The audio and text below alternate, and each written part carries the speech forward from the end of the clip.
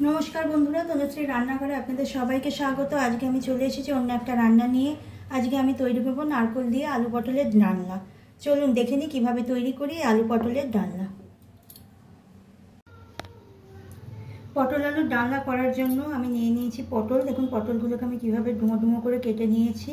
एटाके धुए परिष्कार करे रेखेछि। निয়েছি কিছুটা आलू আর নিয়েছি ফোড়নের জন্য একটা তেজপাতা, একটা শুকনো লঙ্কা আর হাফ টিস্পুন মতো গোটা জিরে, কিছুটা নারকেল কেটে রেখেছি। নারকেলটাকে আমি ভালো করে ভেজে নেব। নিয়েছি আদা, জিরে আর লঙ্কা, এগুলো আমি ভালো করে বেটে রেখেছি। এখানে আমি 1 ইঞ্চি আদা নিয়েছি, 2 টিস্পুন জিরে আর 2টো কাঁচা লঙ্কা বেটে নিয়েছি। নিয়েছি কটা কাজু আর আমন্ড, নুন, হলুদ, স্বাদ মতো চিনি, আমি এখানে গুঁড়ো চিনি ব্যবহার করেছি, কটা কাঁচা লঙ্কা নিয়েছি আর নিয়েছি একটুখানি দুধ। আমি এই দুধটা দিয়ে কাজু আর আমন্ডটাকে পেস্ট করে নেব। চলুন এবার রান্নায় চলে যাই। আমি প্রথমে নারকেলটা ভেজে নেব।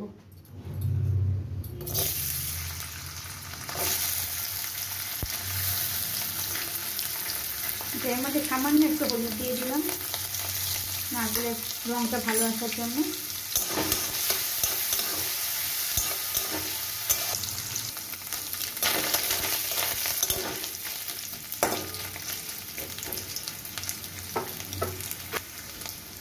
আমার নারকেলগুলো সুন্দর করে ভাজা হয়ে গেছে। এবার আমি এটাকে তুলে নিচ্ছি।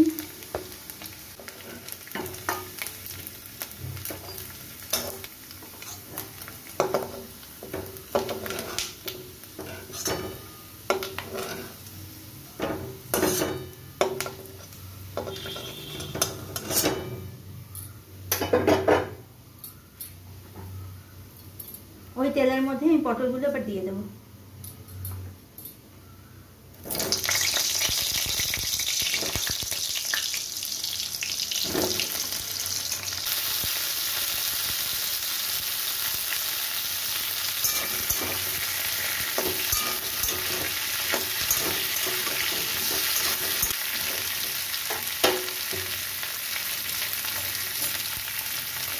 পটলের মধ্যে আমি একটুখানি হলুদ আর এখানে নুন দিয়ে দেবো,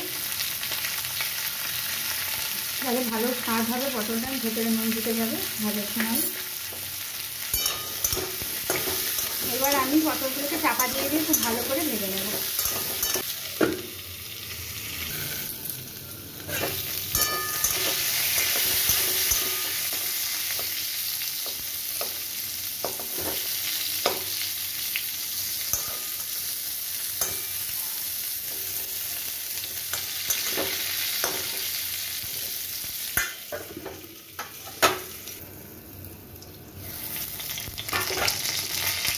দেখুন আমার পটলগুলো সুন্দর করে ভাজা হয়ে গেছে। এবার আমি এগুলোকে তুলে নিচ্ছি।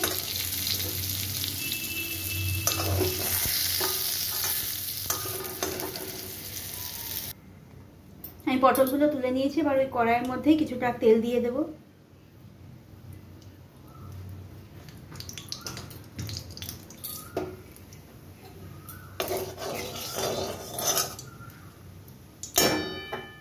এবার এই তেলের মধ্যে আমি ফোড়নটা দিয়ে দেব। জিরে, শুকনো লঙ্কা, তেজপাতা আমি ফোড়নগুলো সব দিয়ে দিলাম। ফোড়নটা একটু ভাজা ভাজা হয়ে গেলে আমি আলুটা দিয়ে দেবো। আমার ফোড়নটা ভাজা হয়ে গেছে। আমি এবার এর মধ্যে আলুটা দিয়ে দিচ্ছি।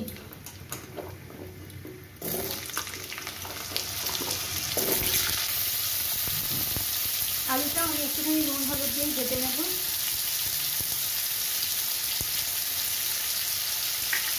এতে তরকারির রঙটা সুন্দর হয় আর টেস্টটাও ভালো হয়।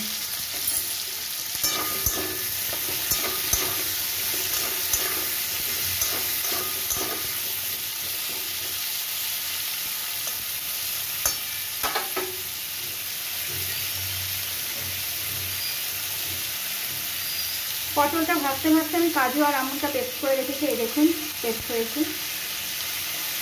সবটা দুধ লাগিয়ে আমি বাকি দুধটা রান্নার সময় দিয়ে দেবো।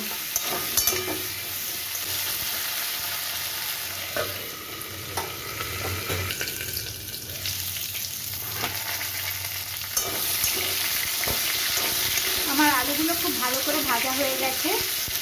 এবার আমি এর মধ্যে একে একে নুন, হলুদ, চিনি দিয়ে দিলাম। এবার এগুলো একটু নাড়াচাড়া করে আমি আদা জিরে বাটাটা দিয়ে দেবো।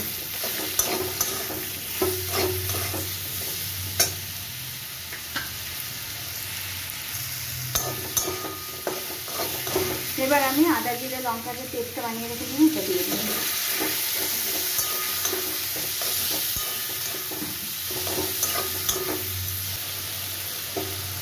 এই পর্যায়ে আমি এর মধ্যে পটলগুলো দিয়ে দিচ্ছি আর নারকেলটাও দিয়ে দিলাম।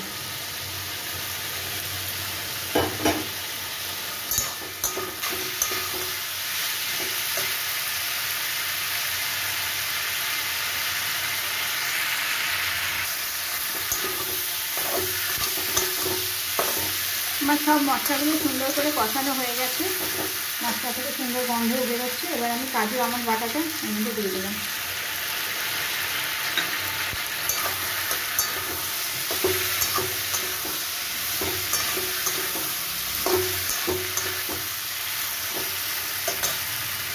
এবার যে বাকি দুধটুকু দেখেছিল সেটাও দিয়ে দিচ্ছি।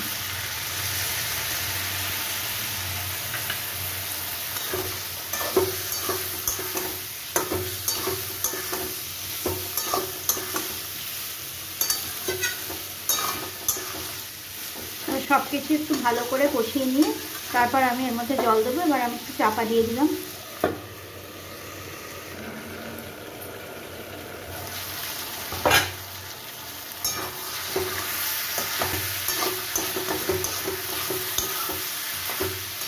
আমার সব কিছু খুব সুন্দর করে কষানো হয়ে গেছে। এবার আমি এর মধ্যে 2-3টে লঙ্কা একটু ফেলে দেবো গোটা।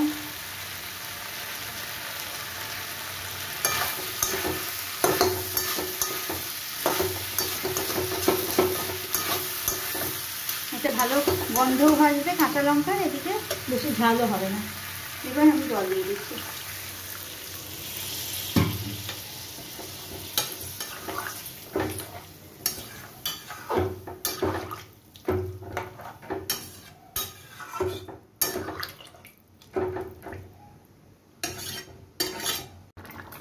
আমি এবার তরকারিটা একটু চাপা দিয়ে দেবো যতক্ষণ না ভালো করে তরকারিটা সেদ্ধ হচ্ছে।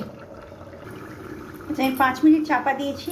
এবার আমি চাপাটা খুলে আপনাদের দেখাচ্ছি তরকারিটা কেমন হয়েছে। দেখুন কি সুন্দর ফুটছে।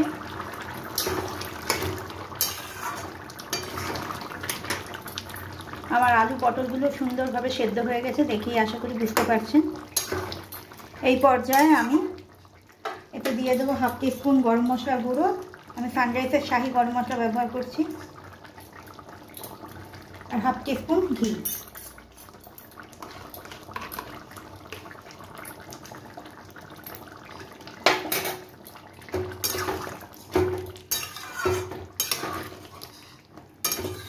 আমার রান্না সম্পূর্ণ তৈরি হয়ে গেল। আমি গ্যাসের ফ্লেম অফ করে দিচ্ছি। এবার আমি এটাকে সার্ভিং বলে ঢেলে নেব।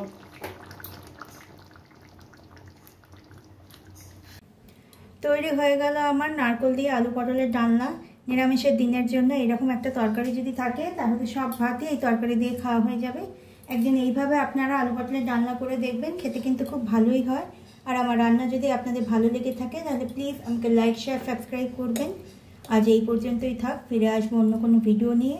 আপনারা ভালো থাকবেন, সুস্থ থাকবেন।